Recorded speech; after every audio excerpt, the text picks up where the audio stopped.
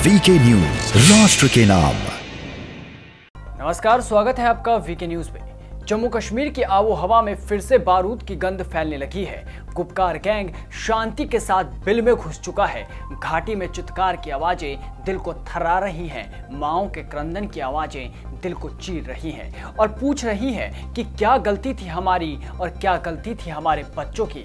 क्या देश के विकास में कदम बढ़ाने से नफरत है या फिर घाटी में लौट रही खुशियों से डर लगने लगा है। सवाल इसलिए भी क्योंकि सियासी तौर पर लड़ने की हिमाकत जिहादियों और कट्टरपंथियों में नहीं है। ऊपर से धारा 370 हटने के बाद से सेना ने सपोलों को कुचलना शुरू कर दिया, इसलिए सेना से भिड़ने की भी हिम्मत नहीं है। तो मासूमों का खून बहाया जाने लगा, पहचान देखकर मारा जा रहा है। पर यह बौखलाहट यूं ही नहीं है, इसके पीछे की स्क्रिप्टिंग को भी समझ लीजिए।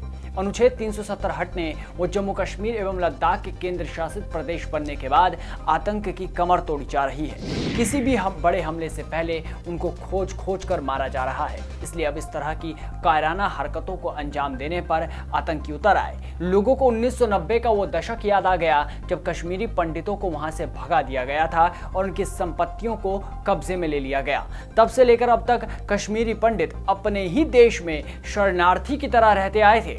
उस जमाने में उनका नरसंहार भी हुआ, महिलाओं की इज्जत भी लूटी गई। वो मंजर आज भी कोई नहीं भूल पाया जब कट्टरपंथियों ने घाटी को लाल कर दिया था। तब ना कांग्रेस कुछ कर पाई थी और ना घाटी के सपोले।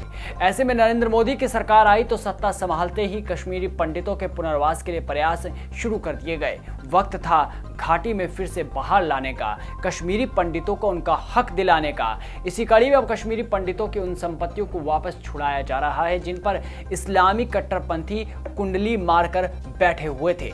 पिछले 30 वर्षों में पहली बार ऐसा प्रयास हो रहा है। दैनिक भास्कर की खबर के मुताबिक पिछले महीने जारी किए गए एक सरकारी पोर्टल के माध्यम से कश्मीरी पंडितों को इस सुविधा दी गई है कि वो देश में कहीं भी रह रहे हों, कश्मीर में अपनी संपत्ति पर कब्जे की शिकायत दायर कर सकते हैं। और अब तक ऐसी 1000 शिकायतों पर कार्रवाई भी हो चुकी है।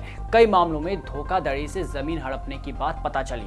ऐसी हजारों शिकायतें आई हैं जिनमें से 1000 तो अकेले अनंतनाग में हैं। यहां तक कि एक ऐसा मामला भी सामने आया जहां एक कश्मीरी पंडित की 5 एकड़ की जमीन कब्जा ली गई थी। सिर्फ हिंदू ही नहीं, उस समय सिखों का भी पलायन हुआ था। ऐसे में उनकी संपत्तियों पर भी अवैध कब्जे किए गए हैं। जिसको जो मिला जैसे मिला बस लूट कर बैठ गए थे। अधिकतर मामलों में तो कब्जा करने वाले पड़ोसी ही निकले। कुछ ऐसे बड़े बड़े मकान भी हैं जो खंडहर बन चुके हैं। ऐसे में सवाल उठने लगे हैं कि क्या घाटी में लौट रहे कश्मीरी पंडितों की सुरक्षा कौन करेगा, कैसे उनकी सुरक्षा सुनिश्चित होगी। क्योंकि इस खबर में हालिया कार्रवाई के कई उदाहरण गिनाए गए हैं। अनंतनाग में गुलाम रसूल ने कश्मीरी पंडित की जमीन हथिया रखी थी, जिसे शिकायत मिलने के 1 हफ्ते के भीतर छुड़ाया गया। एक रैना परिवार की जमीन पड़ोसी मोहम्मद इस्माइल ने ही कब्जा कर रखी थी, जिसे उसके असली मालिकों को सौंपा जा रहा है। एक कौल परिवार की 6.5 कनाल जमीन मोहम्मद शबीर के कब्जे में थी। कई मामले में तो खेती के लिए मिली जमीनें मुस्लिमों ने हथिया ली।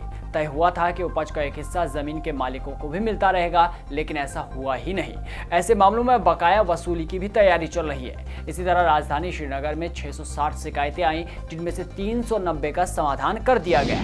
शोपिया में 400 में से 113 शिकायतों का निपटारा हो चुका है। बताया जाता है कि ऐसे 62,000 परिवार हैं जिन्हें कश्मीर छोड़ना पड़ा था। तो क्या यही वजह है कट्टरपंथियों में मिर्च लगने की? कुछ खैरात में मिली जमीन को अपना समझने की भूल कर बैठे हैं, तो कुछ कुंडली मारकर सालों से बैठे थे और अब उन्हें हटाया जाने लगा तो सब कुछ खो जाने का डर शायद उन्हें सताने लगा। ऐसे में अब देखना होगा कि मोदी सरकार इस चुनौती से कैसे निपटती है। इस रिपोर्ट में बस इतना ही। देश और दुनिया की तमाम बड़ी खबरों से जुड़े रहने के लिए बने रहिए वीके न्यूज के साथ। नमस्कार। ये है ड्रीम मीडिया नेटवर्क और आप देख रहे हैं देश का पहला 24/7 digital news channel VK news, राष्ट्र के नाम।